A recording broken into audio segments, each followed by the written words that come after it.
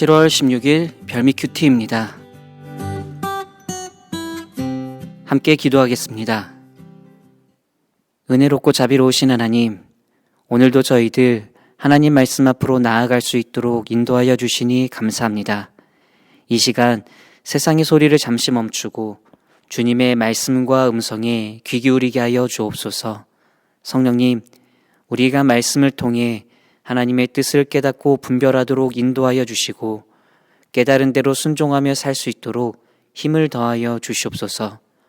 오늘 하루도 주님 뜻 안에 거하기를 소망하오며 살아계신 예수님의 이름으로 기도드립니다. 아멘. 오늘 말씀은 요한계시록 11장 1절부터 13절까지입니다.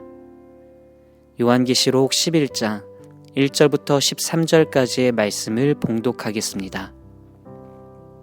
또 내게 지팡이 같은 갈대를 주며 말하기를 일어나서 하나님의 성전과 제단과 그 안에서 경배하는 자들을 측량하되 성전 바깥마당은 측량하지 말고 그냥 두라. 이것은 이방인에게 주었은즉 그들이 거룩한 성을 42달 동안 짓밟으리라. 내가 나의 두 증인에게 권세를 주리니 그들이 굵은 베옷을 입고 1260일을 예언하리라. 그들은 이 땅에 주 앞에 서 있는 두 감람나무와 두 촛대니 만일 누구든지 그들을 해하고자 하면 그들의 입에서 불이 나와서 그들의 원수를 삼켜버릴 것이요 누구든지 그들을 해하고자 하면 반드시 그와 같이 죽임을 당하리라. 그들이 권능을 가지고 하늘을 닫아 그 예언을 하는 날 동안 비가 오지 못하게 하고 또 권능을 가지고 물을 피로 변하게 하고 아무 때든지 원하는 대로 여러 가지 재앙으로 땅을 치리로다. 그들이 그 증언을 마칠 때에 무저갱으로부터 올라오는 짐승이 그들과 더불어 전쟁을 일으켜 그들을 이기고 그들을 죽일 터인즉 그들의 시체가 큰 성 길에 있으리니 그 성은 영적으로 하면 소돔이라고도 하고 애굽이라고도 하니 곧 그들의 주께서 십자가에 못 박히신 곳이라. 백성들과 족속과 방언과 나라 중에서 사람들이 그 시체를 사흘 반 동안을 보며 무덤에 장사하지 못하게 하리로다. 이 두 선지자가 땅에 사는 자들을 괴롭게 한 고로 땅에 사는 자들이 그들의 죽음을 즐거워하고 기뻐하여 서로 예물을 보내리라 하더라. 3일 반 후에 하나님께로부터 생기가 그들 속에 들어가매 그들이 발로 일어서니 구경하는 자들이 크게 두려워하더라. 하늘로부터 큰 음성이 있어 이리로 올라오라 함을 그들이 듣고 구름을 타고 하늘로 올라가니 그들의 원수들도 구경하더라. 그때에 큰 지진이 나서 성 10분의 1이 무너지고 지진에 죽은 사람이 7천이라. 그 남은 자들이 두려워하여 영광을 하늘의 하나님께 돌리더라. 아멘. 함께 읽은 오늘 본문 말씀은 고난과 핍박 속에서도 신실하게 증언하는 하나님의 백성과 그들을 향한 하나님의 보호하심, 그리고 마침내 이루어지게 되는 궁극적인 승리에 대해서 이야기합니다. 본문은 크게 두 부분으로 나뉘어지며 각각 중요한 메시지를 담고 있는데요. 먼저 첫 번째 단락인 1절과 2절에서는 성전 측량과 이방인의 박해에 대해서 이야기하고, 그리고 이어지는 두 번째 단락 3절부터 13절까지에서는 두 증인의 사역과 죽음, 그리고 부활에 대해 이야기합니다. 자, 그렇다면 이와 같은 메시지를 담고 있는 오늘 본문 말씀을 조금 더 자세히 살펴보면 먼저 본문 1절에서 요한은 측량대를 받아 성전과 제단과 그 안에서 경배하는 자들을 측량하라는 명령을 받습니다. 그렇다면 이것이 무슨 의미냐? 성경에서 측량은 하나님의 소유로 삼고 보호하신다는 상징적인 의미를 가지고 있는데요. 쉽게 말해 하나님의 백성은 하나님의 경계선 안에 있다는 것입니다. 그러니까 우리가 고난과 핍박 가운데 있어도 하나님께서는 우리를 잊지 않으시고 불꽃 같은 눈동자로 지켜주신다는 그런 의미이죠. 그런데 바깥마당은 측량하지 않고 이방인에게 내어주었다고 성경이 이야기합니다. 이것은 이 세상에서 교회가 겪게 되는 고난과 핍박을 상징적으로 이야기하는 것인데, 겉으로는 교회가 짓밟히고 비난받고 외면당하는 것처럼 보여도 그러나 하나님은 중심부에 있는 자들, 즉 경배하는 자들을 지키시고 보호하신다는 것을 이야기하는 것입니다. 그리고 계속되는 3절 이하의 말씀을 보면 하나님은 두 증인을 세우시는데 그들은 굵은 베옷을 입고 1260일 동안 예언합니다. 여기서 굵은 베옷은 애통과 회개를 뜻하는 것으로 즉 세상을 향한 경고의 메시지를 전한다는 의미입니다. 두 증인은 불의한 세상에서 하나님의 말씀을 외칩니다. 하지만 세상은 그들을 미워하고 결국 죽이죠. 그 시체가 길거리에 버려지고 사람들은 그것을 보며 기뻐합니다.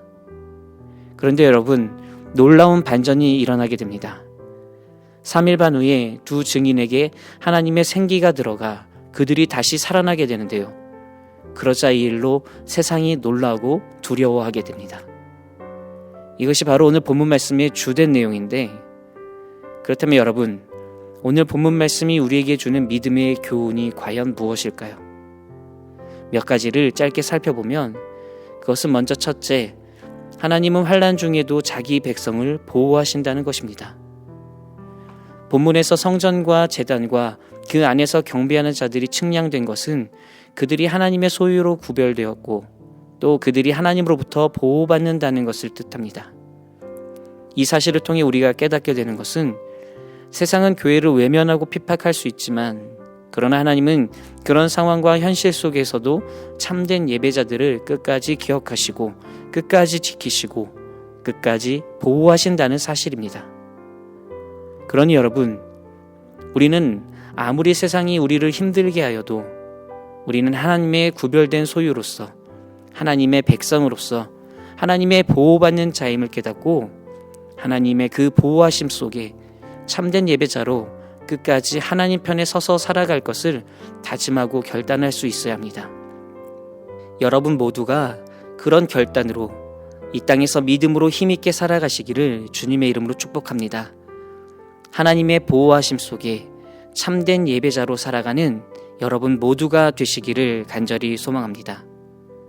오늘 본문 말씀이 주는 또 하나의 믿음의 교훈은 하나님께서는 증인의 삶을 잊지 않으시고 반드시 보상하신다는 것입니다. 본문 속에서 죽임당한 두 증인은 하나님의 생기를 받아 다시 살아나고 하늘로 들려 올라갔습니다. 이는 그들의 고난과 죽음이 결코 헛되지 않은 것임을 우리에게 이야기해 주는 것인데요. 이것을 통해 우리가 깨닫게 되는 것은 하나님은 이 땅에서 당신의 증인의 삶을 산 믿음의 백성을 반드시 기억하시고 하늘 상급으로 함께 하신다는 사실입니다.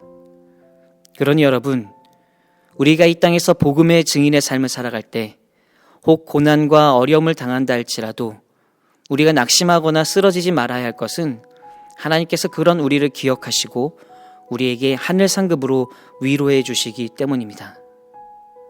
여러분, 우리가 주님을 위해서 드린 우리의 시간과 열정, 우리의 헌신은 절대로 사라지지 않습니다. 그 모든 것을 주님께서 기억하시고 주님께서 아신다는 사실을 잊지 마시고 그렇기에 더욱 주님을 위해 우리의 모든 것을 드릴 수 있는 믿음의 백성 되시기를 주님의 이름으로 축복합니다. 사랑하는 성도 여러분, 잊지 말고 기억하십시오. 하나님은 우리를 불꽃 같은 눈동자로 지키시고 보호하여 주십니다. 또한 하나님은 이 땅에서 우리의 삶을 잊지 않으시고 반드시 보상하여 주십니다. 그러니 이 사실을 깨달음으로 더욱 믿음으로 증인의 삶을 살아가기를 다짐하고 결단하는 여러분 모두가 되시기를 주의 이름으로 축원합니다. 함께 기도하겠습니다. 사랑의 하나님, 오늘 주신 말씀을 통해 고난 중에도 증인의 삶을 살아가는 자를 기억하시고 다시 일으키시는 주님의 뜻을 배우게 하시니 감사합니다. 세상이 진리를 거부하여도 우리가 침묵하지 않고 담대히 복음을 전하는 증인 되게 하여 주시고 주님의 보호하심을 믿고 끝까지 신실하게 살아갈 수 있도록 우리를 인도하여 주시옵소서. 우리의 증인된 삶이 누군가의 회개와 구원의 열매로 이어지게 하시고 우리 삶에는 하나님의 생기로 다시 일어서게 되는 큰 은혜를 허락하여 주시옵소서. 모든 것 감사드리며 예수님의 이름으로 기도드립니다. 아멘. 계속해서 묵상과 기도로 나아가겠습니다.